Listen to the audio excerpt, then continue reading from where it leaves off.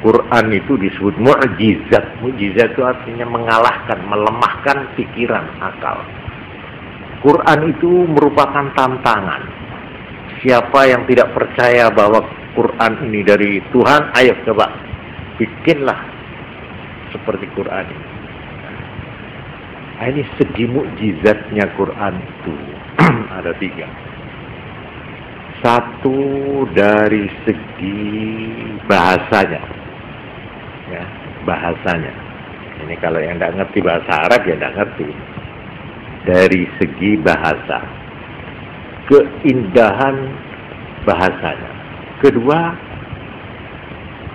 caranya penyusunan redaksinya, ya, apa itu namanya, urutannya, ya, urutannya ayat demi ayat. Nomor 3, padatnya isi. Isinya begitu padat, hampir tidak ada sesuatu yang tidak dimuat di dalam Quran yang ada kepentingannya dengan manusia. Oleh karena itu, Quran tidak pernah habis-habis digali orang. Ibarat sumber tidak pernah kering Quran. Mulai sejak zaman Nabi sampai sekarang, tetap digali, diselidiki, dan tidak pernah kering. Nah, ini mukjizat. Ada lagi mukjizat, yaitu segi spiritualnya, segi kerohaniannya Quran. Dia mempunyai khasiat, punya pengaruh-pengaruh. Ya kalau cara Jawaan itu punya khasiat lan malati. Pokoknya orang kalau menghina Quran, sekalipun dengan bentuk umpamanya Quran dilinggui, diuyui, dinyek, dino, wong ku kok nemu blai. Ya mbuh dheke, mbuh anake. Mbuh apa ini satu kepercayaan. Ya. Sebaliknya, kalau orang dengan baik membaca Quran, sekalipun tidak ngerti maknanya, dia baca, demi ini adalah firman Tuhanku. Katakanlah surat dari Tuhan. Saya ingin ikut membacanya. Atau dia apalagi mengerti itu ya, tidak ngerti pun, itu dianggap ibadah. Segi-segi yang positif dari baca Quran itu ada. Ini di sini mukjizatnya. Kalau tidak, ya sama dengan yang lain, tidak ada apa-apa, tidak ada artinya apa-apa Quran itu. Kalau tidak ada segi-segi mukjizatnya. Ini pernah ditantang, ya. Orang Arab yang sudah tinggi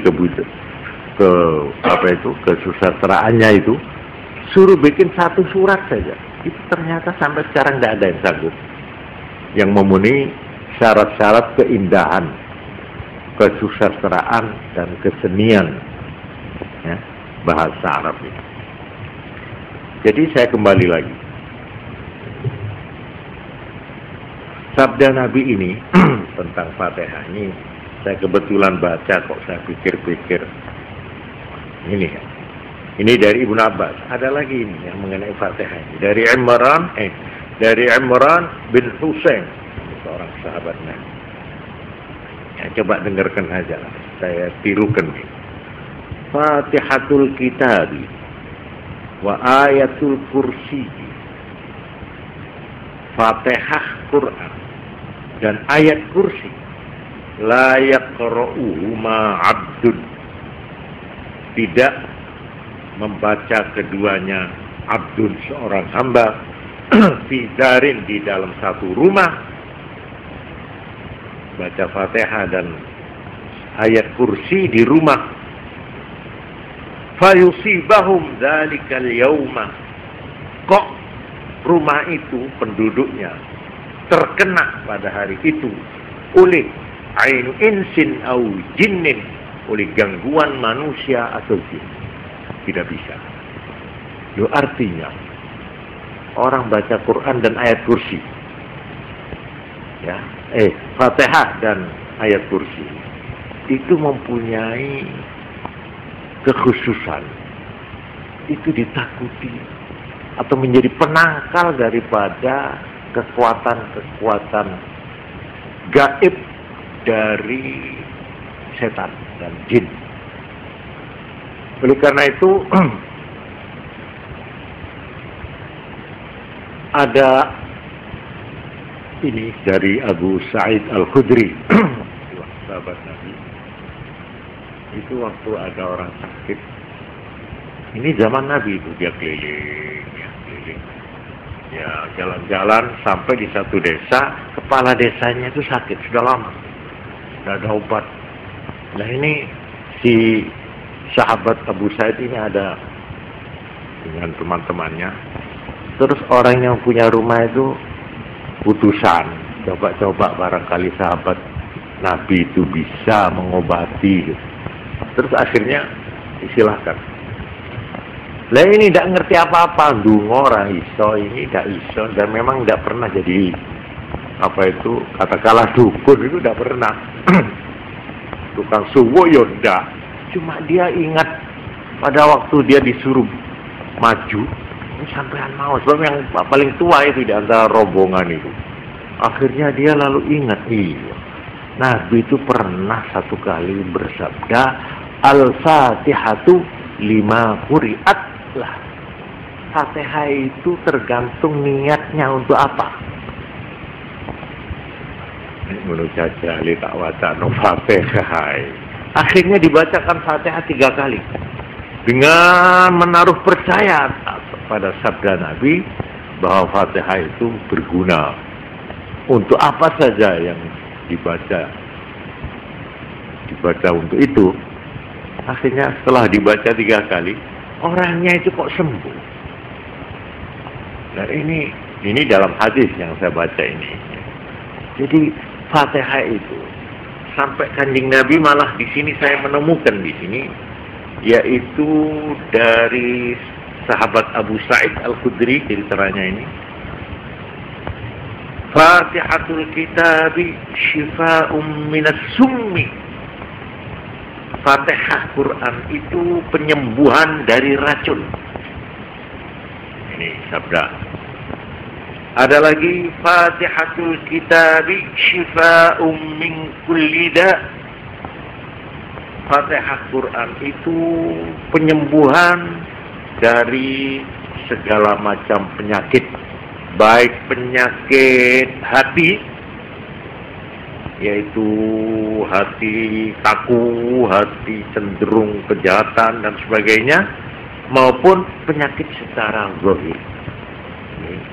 Hal-hal yang begini ini memang kadang-kadang sukar dicernakan oleh kita yang sudah berpikir secara ilmiah atau secara wissenschaftlich, secara ilmu pengetahuan. Tapi hadis semacam ini banyak. Seperti pernah Sayyidina Ali karramallahu wajhah pada waktu melakukan hijrah, itu jalan kaki dari Mekah ke Madinah. Setelah sampai di Madinah, kakinya itu bengkak dan pecah-pecah. Sehingga pada waktu salat jamaah di masjid, beliau tidak hadir. Ditanya oleh Nabi, mana Ali? Anu sakit, kakinya bengkak. Oh iya. Terus Kanjeng Nabi turun pergi. Setelah sampai dilihat, apa Ali? Ini kaki saya. Nabi habis jalan. Dalam hadis itu disebutkan, terus dipegang kakinya itu. Nabi terus entah baca apa yang dibaca, terus disebul ke tangannya, terus jebres kakinya. Nah, kok ini hadis yang semacam ini banyak tunggali, tapi ini bukan propaganda untuk menyaingi dokter, bukan. Tapi ada satu hal-hal yang petunjuk agama itu, apabila kita amalkan dengan penuh kepercayaan, itu memang kita taat. kenyataannya itu memang terasa. Dan ini sudah berlaku lama ini. Apa ini disebut pengobatan tradisional apa bagaimana, tidak ngerti saya itu. Tapi ini sudah berlaku lama ini. Orang yang kejinen, coba serahkan dokter, barangkali dokter angkat bawah, angkat tangan. Tidak bisa kalau mau kejinen, kesurupan. Paling ini apa ini, urat syaraf, begitu nanti lain memang. Padahal ada itu penyakit yang ditimbulkan oleh gangguan-gangguan itu. Oh, ini dibuktikan dengan ilmiah suka, ya. Tapi kalau sampean lihat kejadian-kejadian di kampung-kampung, itu memang tidak bisa dibantah itu. Ada itu kenyataan orang yang kesurupan, yang diganggu, macam-macam bayangan dan sebagainya. Mimpi-mimpi yang buruk dan sebagainya.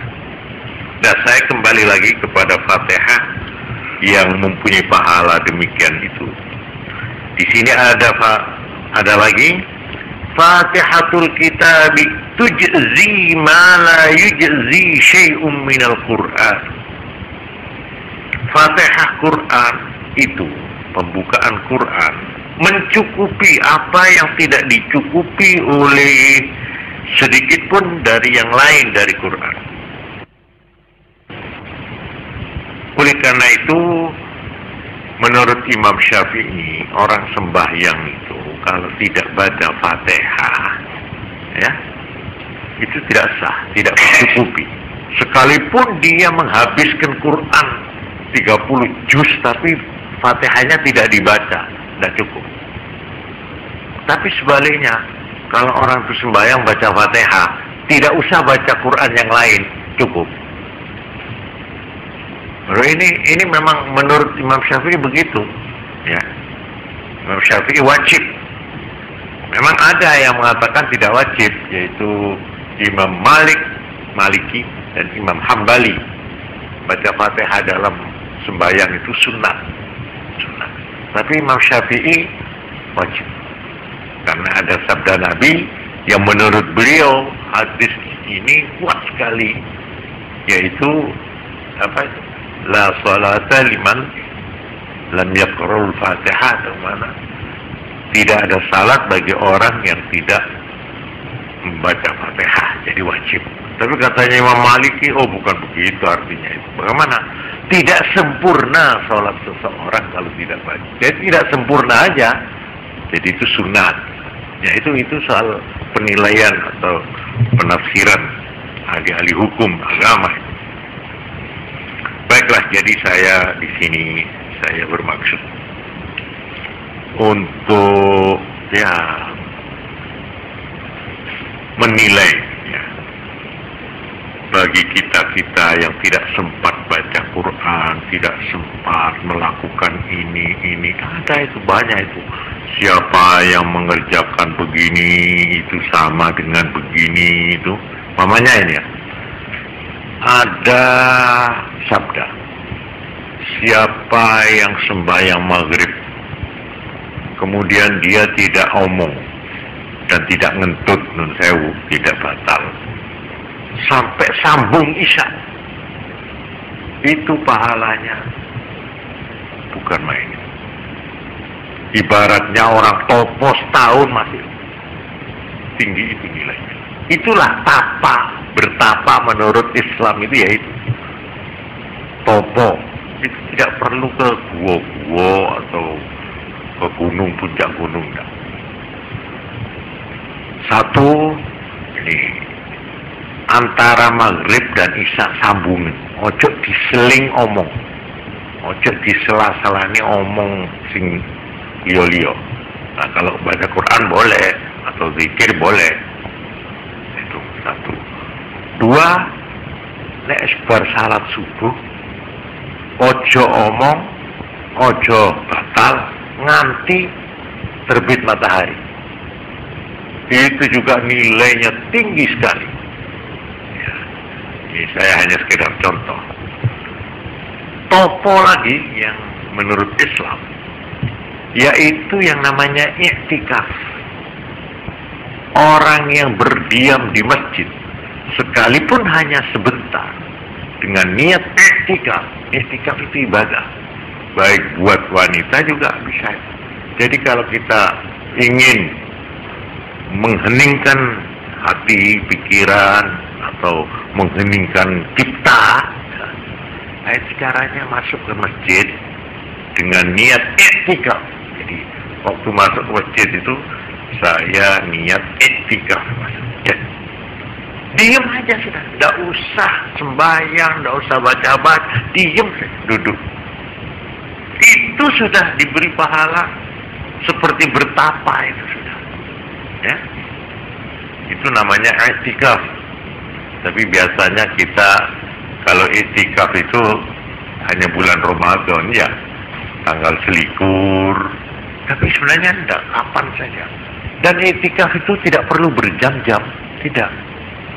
Jadi umpamanya kita waktu Jumat itu ya, kita masuk masjid, niat i'tikaf. Jadi selama kita berada di masjid itu namanya sudah melakukan i'tikaf. Ya, inilah antara lain yang semacam ini, ajaran-ajaran semacam ini memang banyak. Baiklah, ini saya kira sekedar untuk mengisi pengajian saya malam ini, yang kita, ya menurut saya ini, agama Islam ini merupakan ibaratnya ibaratnya lapangan, ya, lapangan yang sangat luas sekali, alun-alun yang lebar sekali. Semua orang dengan segala macam jabatan atau pekerjaannya, dengan segala macam tingkat berpikirnya, mulai dodol tape sampai profesor, mulai sing dodol jangan sampai sarjana-sarjana, semua mendapat bagian yang sama dari agama. Seperti ada orang berkata, wong sembahyang ku tidak perlu. Lho kok tidak perlu? Lho kon maca ora ngerti maknane ngono. Apa perlu nih salatnya orang ngerti sing diwaca? Oh, jadi orang sembahyang itu kalau tidak ngerti nggak berguna, Pak. Nggak berguna. Aduh, kalau begitu bagaimana saya ini? Saya ini anak tani, saya ini orang bodoh. Saya ini orang yang katakanlah cuma saya tidak ngerti cara Arab saya ini. Kalau bahasa Inggris bisa, bahasa Jerman bisa, bahasa Arab saya memang tidak belajar. Apakah saya kalau sembahyang lalu percuma? Tidak sah. Oh, jadi Islam itu hanya untuk orang Arab kaya. Ada yang ngerti Arab, ya. Kalau saya baca tidak ngerti lalu tidak dapat apa-apa. Loh, memang orang baca Quran itu apa gunanya kalau tidak ngerti? Ada lagi yang berkata, apa gunanya kita itu membaca Quran ngerti tapi tidak dikerjakan? Percuma. Jadi lebih baik tidak usah apa-apa, tidak usah baca, ya tidak usah ngerti, ya tidak usah menjalankan. Lah apa? Main dua, coba ini bagaimana ini nalari ya apa? Cobalah saya minta tanya, seperti wong sing dodol dawet niku amrih oleh ganjaran, mendapat nilai, menjadi hamba yang disayang oleh Tuhan, itu caranya bagaimana? Apa harus belajar dulu dia 7 tahun supaya dia bisa menguasai bahasa Arab? Sudahlah, jangan tanya orang, diri kita sendiri ini aja lah. Nah, karena itu satu keadilan, satu rahmat Tuhan, bahwa semua manusia dari segala macam tingkatnya, mulai sejak abad 7, di mana belum mengenal kemajuan apa-apa waktu itu. Belum ada sekolah, belum ada kemajuan teknik, belum ada di zaman Nabi itu, zaman onta. Itu Islam sudah diamalkan. Apakah nilai mereka yang mengamalkan di zaman Nabi dan nilai kita yang mengamalkan di abad 20 ini, apa beda? Apa lebih bagus kita? Loh, kita ini kan sudah Agama ini adalah pedoman hidup untuk semua orang, mulai profesor sampai keperjalanan, orang yang paling pinter sampai orang buta huruf harus mendapat bimbingan dalam kehidupannya di bidangnya masing-masing. Nah, untuk konsumsi inilah maka ajaran Islam ini seperti gajah tadi. Ada yang seperti daun tapi telinganya itu seperti daun, iya tak? Ada yang luas, ya gampang, yaitu telaline atau butute, iya tak? Tapi ada yang keras tidak boleh ditawar seperti siungnya, ada. Ada yang nek kon arep ngentekno agama, entekno wis sing khusuk, sing mempeng, sing sregep, sing tekun, mesti kon sing kalah. Dudu agamane sing kalah. Padha karo kon arep mikul wetenge gajah. Ayo entekno. Gak bisa. Kamu akan menghabiskan agama, mau kok ijennya agama, supaya kamu jadi orang yang paling agamis, umpamanya. Ya, sama dengan orang akan menghabiskan banyune segara. Ayo, kidu entekno. Saking tamake, saking oleh kepingin ngijeni, oleh nimbo, oleh ngangsu, tapi sing diangsu kok segara, ya. Ya, tiwas kesel mati dia itu. Begitu juga agama. Jadi agama itu memberi kesempatan. Karena itu la yukallifullahu nafsan illa wus'aha. Tuhan tidak akan memberi tugas, memberi beban kecuali terhadap seseorang kecuali menurut